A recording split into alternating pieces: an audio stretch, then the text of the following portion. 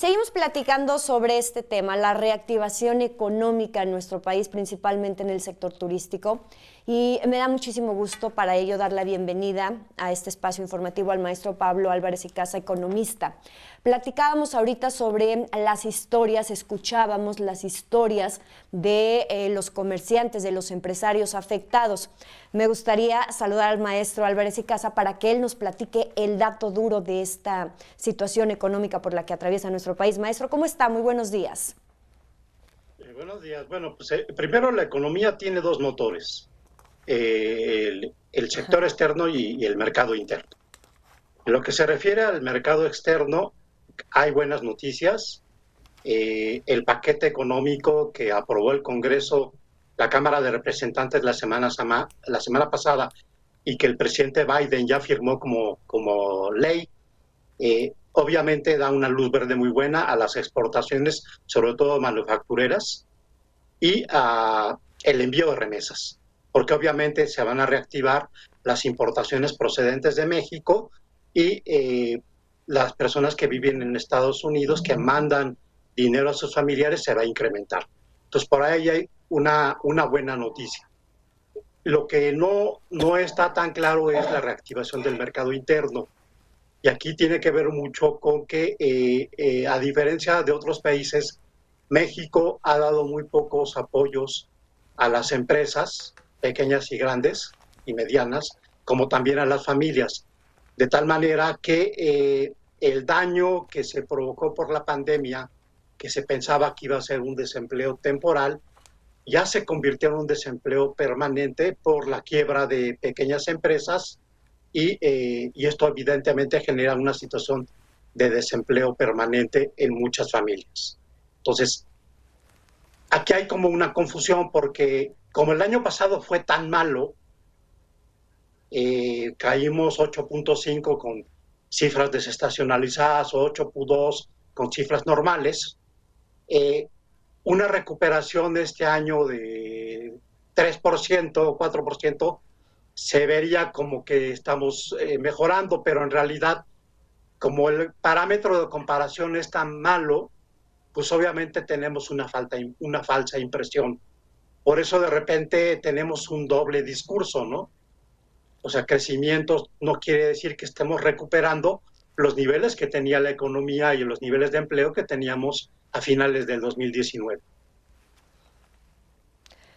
Maestro, y especialmente en el sector turismo, ¿en dónde nos encontramos parados en este momento? ¿Cuántos empleos faltan por recuperarse? ¿Cuántos comercios se tiene el reporte? Escuchábamos ahorita que ya han cerrado bares, restaurantes, antros, seguramente también hoteles. ¿Cuál es la situación actual de la reactivación económica en materia de turismo? Es de una profunda crisis porque el turismo es de los sectores que requieren más contacto personal y por ende son de los sectores que tienen, se determinan no esenciales por eso, no es porque no sean importantes. Obviamente el turismo aporta cerca de 4 millones de empleos a nivel nacional, eh, pero ese no es el tema es que muchos de los restaurantes, de los hoteles, eh, algunos han quebrado, como decía, y por otro lado, aquí, a diferencia del sector exportador, hay un daño muy grave.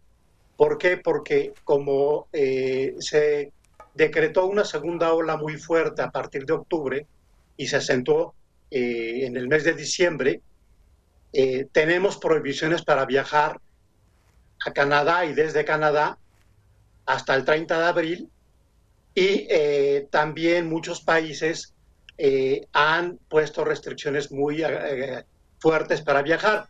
Lo mismo Estados Unidos que Cuba. O sea, aquí no hay un tema, digamos, de preferencias ideológicas, ¿no? Los países europeos tienen el requisito de aplicar una prueba PCR y países, por ejemplo, como Inglaterra, si uno quiere viajar a Londres, tiene que aceptar una cuarentena obligatoria de una semana, pagando una cantidad bastante elevada para estar confinado en un hotel. Y ya después de una semana se le hace otra vez la prueba a la persona y ya puede salir, ¿no? Entonces, esto ha frenado todo lo que tiene que ver con el turismo internacional de aquí al 30 de abril.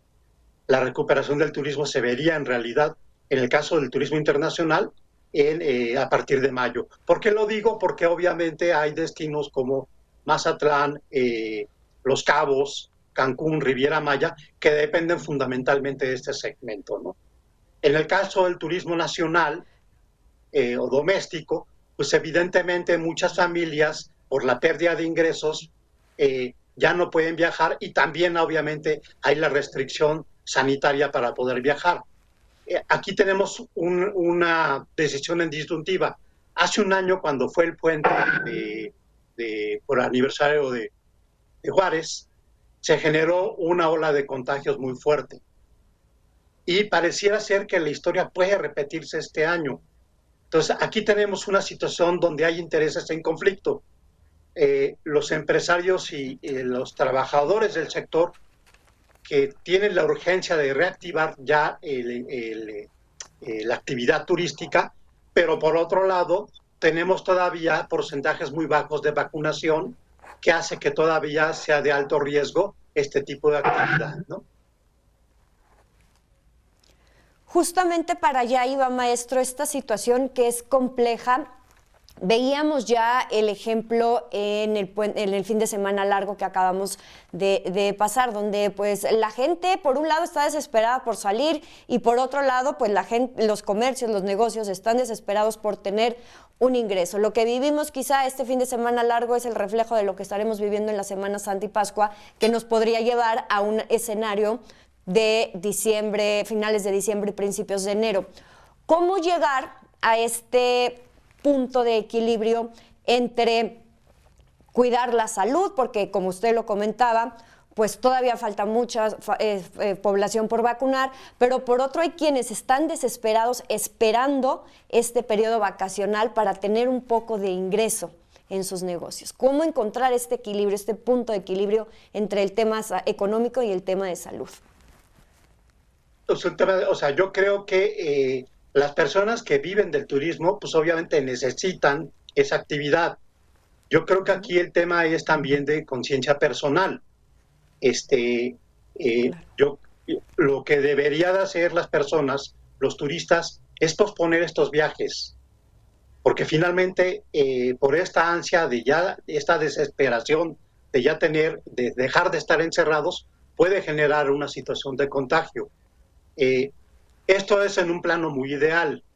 Yo creo que tendría que haber algunas medidas de regulación por parte de las autoridades locales para evitar que los porcentajes de ocupación sean mayores, ¿no? Estoy pensando en un caso muy claro, ¿no? Las mesas no pueden estar ocupadas más allá del 50%, porque si no vamos a generar una situación de resurgimiento del contagio y es el cuento de nunca acabar.